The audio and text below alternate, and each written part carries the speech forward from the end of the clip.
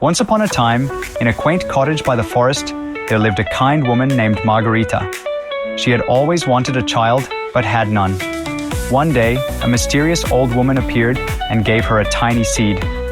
"Plant this, and your wish will be granted," she said with a knowing smile. Excited, Margaretha planted the seed in a pot on her windowsill.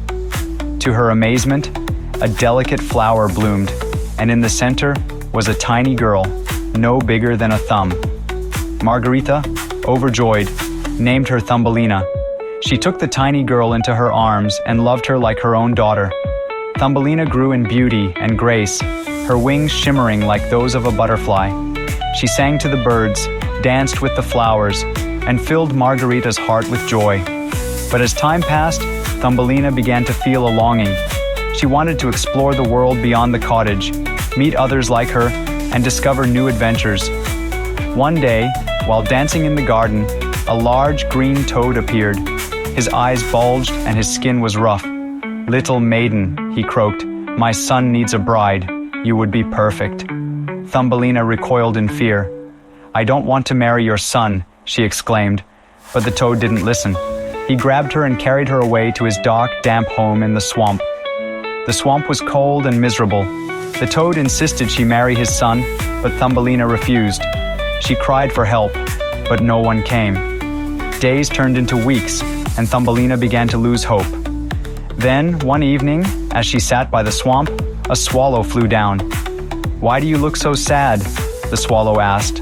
Thumbelina explained her plight, and the swallow, moved by her story, offered to help. "I will carry you away," he said, "and you will be free." Thumbelina climbed onto the swallow's back, and they soared through the sky. The wind rushed through her hair as they flew over forests, rivers, and mountains. At last, they reached a beautiful meadow, filled with colorful flowers and soft grass. The air smelled sweet, and Thumbelina's heart swelled with joy. In the meadow, she met a group of tiny people, just like her, fairies with delicate wings. They lived in homes made of flower petals and mushrooms. The fairies welcomed Thumbelina with open arms, and she soon became part of their community. She danced with them, learned to weave magic into the threads, and made lifelong friends. But even in this new, beautiful place, Thumbelina couldn't forget Margaretha. Her heart ached to be with the woman who had loved her from the start. So, after many days in the meadow, Thumbelina decided to return home. She journeyed back to the village, and when Margaretha opened the door, her eyes filled with tears. "My dear Thumbelina," she cried, embracing her, "I knew you would come back."